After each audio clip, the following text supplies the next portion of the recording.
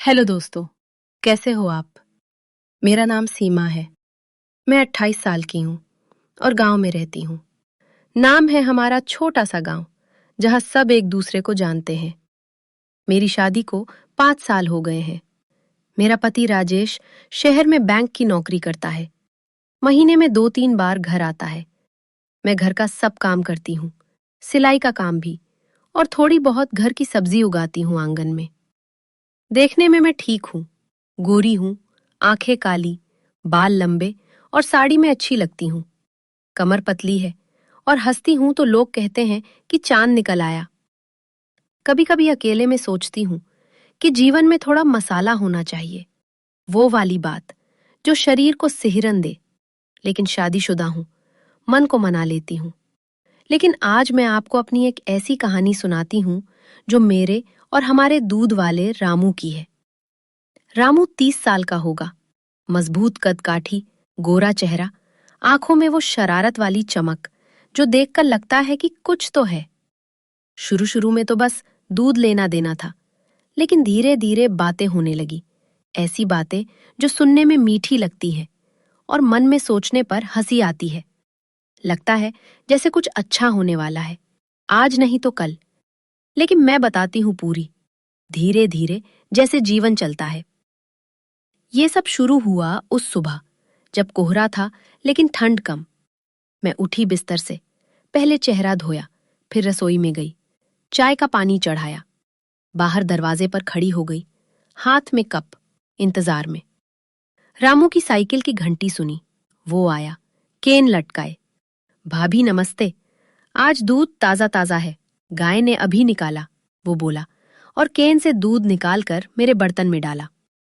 दूध की धार देखकर मैंने कहा, रामू, आज तो दूध बहुत अच्छा लग रहा है, दही बन जाएगा। क्या खिला रहे हो गाय को? वो मुस्कुराया, आंखों में चमक, बोला, भाभी, गाय को अच्छी घास और थोड़ा प्यार। प्यार से दूध ज्यादा और मीठा आता है, आप भी जानती हो ना? मैंने हंसते हुए कहा, प्यार? अच्छा, प्यार कैसे देते हो गाय को? वो बोला, बस सहलाते हैं, बात करते हैं और सही तरीके से देखभाल, ताकि दूध अच्छा निकले। मेरे जैसे हाथ? मैंने मन में सोचा, लेकिन मैंने बस कहा, अच्छा, मेरे हाथ में क्या जादू है? वो हंसा, भाभी, आपके हाथ की दूध की चाय और मीठी हो जाएंगी, ट्राई करके देखो कभी। मैं शर्मा गई, लेकिन हंसी। ठीक है रामू, पैसा दे दूं? वो बोला, भाभी, पैसा बाद में, पहले दूध चखो तो सही, देखो कितना स्मूथ है। मैंने चखा, हाँ, मीठा है, शुक्रिया। वो जाने लगा, लेकिन रुका, बोला, भाभी, आज आपकी साड़ी लाल है। मैंने कहा, बस ऐसे ही पहनी, जाओ अब। वो चला गया, लेकिन मेरे मन में वो बातें घूमती रहीं। लग रहा था जैसे वो नजर रख रहा है, कुछ सोच रहा है। उस दिन का काम किया मैंने, सिलाई की, घर साफ किया, दोपहर में खाना बनाया, अकेले खाया। शाम को बाहर बैठी चाय पी रही थी, मन में रामू की बातें। अगली सुबह फिर वही, मैं दरवाजे पर, रामू आया, भाभी, दूध लाया, आज और ताजा। दूध डाला। मैंने कहा, रामू, कल का दूध अच्छा था, आज भी वैसा? वो बोला, भाभी, हर दिन बेहतर। मैंने कहा, बस बातें बनाते हो। वो रुका, बोला, भाभी, आज थोड़ा रुक जाऊं, चाय पिलाऊं ना? मैंने सोचा, क्यों नहीं, आओ अंदर, मैंने कहा। वो साइकिल खड़ी करके अंदर आया। मैं रसोई में चाय बनाई। वो बैठा, बोला, भाभी, आपका घर अच्छा है, लेकिन अकेला लगता है। पति कब आते हैं? मैंने कहा, महीने में, तुम तो जानते हो। वो बोला, हाँ, लेकिन अकेले में बोर नहीं लगता। मैं तो अकेला हूं, बीवी नहीं, लेकिन काम में व्यस्त। मैंने चाय दी। अकेला? क्यों नहीं शादी की? वो बोला, भाभी, सही लड़की नहीं मिली, जो मुझे अच्छी लगे, प्योर हो। मैंने मन में सोचा। मैंने कहा, मिलेगी। हम चाय पीते रहे। वो अपनी बातें बताने लगा कि कैसे वो सुबह 4 बजे उठता है, गाय दूहता है, दूध बांटता है। मैंने अपनी बात बताई कि शादी से पहले मैं स्कूल जाती थी, लेकिन अब घर। वो बोला, भाभी आप पढ़ी हो, मुझे सिखाओ ना थोड़ा। मैंने हंस के कहा, क्या सिखाऊं? वो बोला, कुछ भी, जैसे दूध उबालना। लेकिन मैंने टाला। ठीक है, कभी। वो उठा, बोला, भाभी कल फिर, और चाय पक्की। मैंने हाँ कहा। उसके बाद रामू रोज थोड़ा रुकने लगा।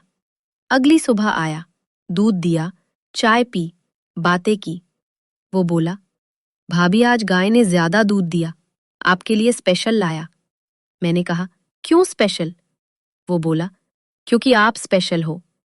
मैं हंसी, बस चालाकी। फिर वो बोला, भाभी आपके घर का नल टपक रहा है, ठीक कर दूं? मैंने कहा, हाँ कर दो। वो नल ठीक करने लगा। मैं पास खड़ी।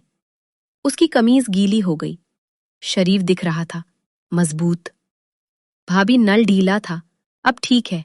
वो बोला, शुक्रिया, अब स्मूथ चलेगा। हम हंसे, फिर चाय पी, बातें चलती रहीं। वो अपने गांव की बातें बताता कि कैसे वो बचपन में गाय चराता था, अब बिजनेस। मैं अपनी सास ससुर की बात बताती, जो गुजर गए। वो बोला, भाभी आप मजबूत हो, लेकिन मदद चाहिए तो मैं हूं।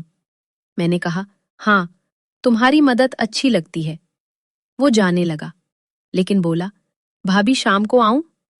मैंने सोचा, क्यों नहीं, आना। शाम को वो आया। मैं बाहर बैठी थी। वो बोला, भाभी शाम का दूध नहीं चाहिए? मैंने कहा, नहीं, लेकिन बैठो। वो बैठा। हम बातें करने लगे। सूरज ढल रहा था। गांव की आवाजें, कुत्ते भौंक रहे थे। वो बोला, भाभी, शाम की हवा अच्छी है, बॉडी को फ्रेश करती है। मैंने कहा, हाँ, लेकिन रात में ठंड लगती है। मैं हंसी, तुम्हें दूध ही याद आता है। वो बोला, भाभी, दूध जीवन है। हम बातें करते रहे। वो अपनी परेशानियां बताता कि दूध का दाम कम है, गाय का खर्चा। मैं सलाह देती, ऐसे करो। समय कटता गया, रात हो गई। वो बोला, भाभी, कल सुबह फिर। मैंने हाँ कहा। मन में लग रहा था कि ये दोस्ती कुछ और बनने वाली है, सस्पेंस जैसे। अगले दिन सुबह रामू आया, दूध दिया, लेकिन बोला, भाभी, आज मैंने दूध में केसर मिलाया, पीकर देखो, बॉडी गर्म हो जाएगी। मैंने चखा, वाह, अच्छा है। गर्म क्यों? वो बोला, सर्दी है, बॉडी को गर्म रखो। मैंने कहा। वो मुस्कुराया। मैं शर्मा गई, लेकिन बात बदली, चाय पियो। हम चाय पीते रहे। वो बोला, भाभी, आपकी आंखें दूध की तरह सफेद हैं। मैं हंसी, बस तारीफ। फिर वो बोला, भाभी, आपके आंगन में फूल क्यों नहीं लगाए?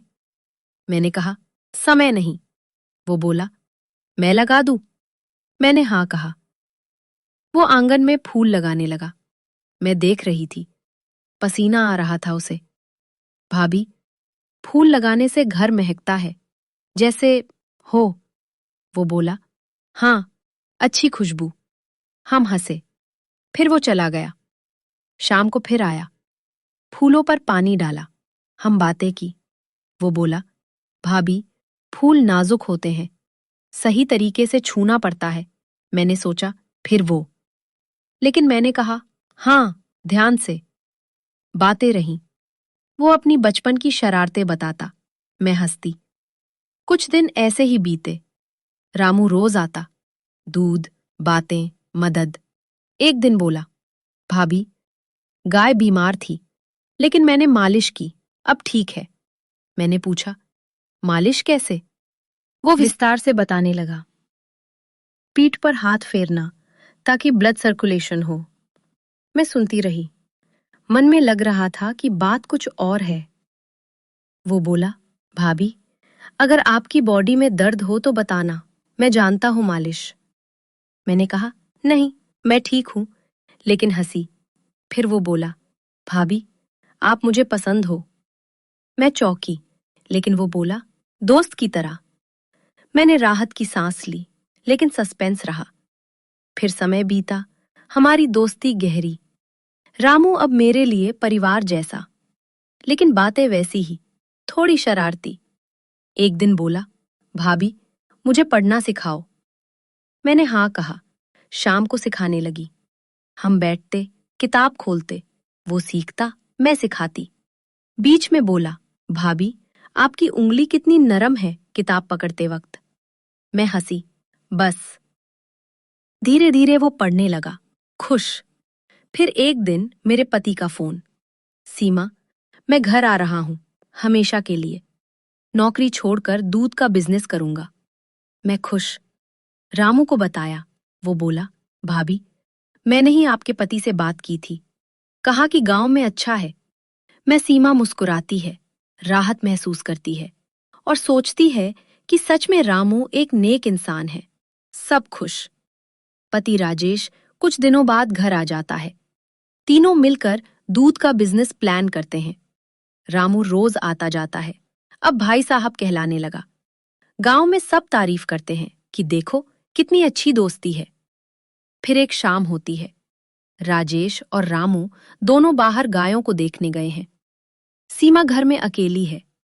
तभी उसके फोन पर एक अनजान नंबर से मैसेज आता है। मैसेज में एक पुरानी फोटो है, सीमा की, जो उसमें कभी किसी को नहीं भेजी। वो फोटो जिसमें वो फोटो उसने 5 साल पहले ली थी, शादी के ठीक बाद, जब राजेश शहर जाने वाला था। उसने वो फोटो राजेश को प्राइवेट में भेजी थी, व्हाट्सएप पर। राजेश ने कहा था कि डिलीट कर दी है, लेकिन अब वो फोटो किसी अनजान नंबर से आई है। भाभी, ये फोटो बहुत स्पेशल है ना?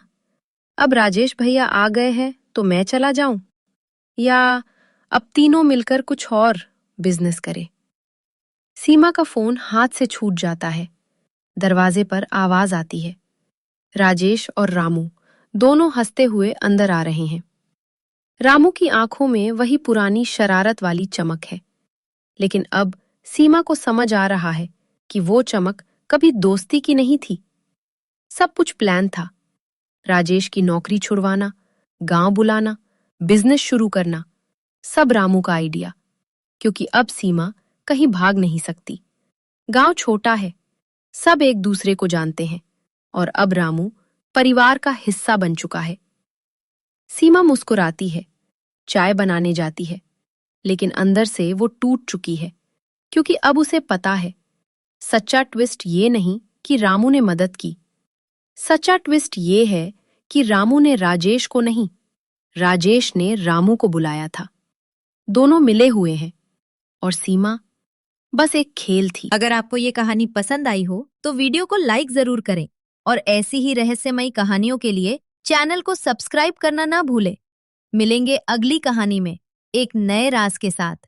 तब तक याद रखिए, हर खामोशी कुछ छुपाती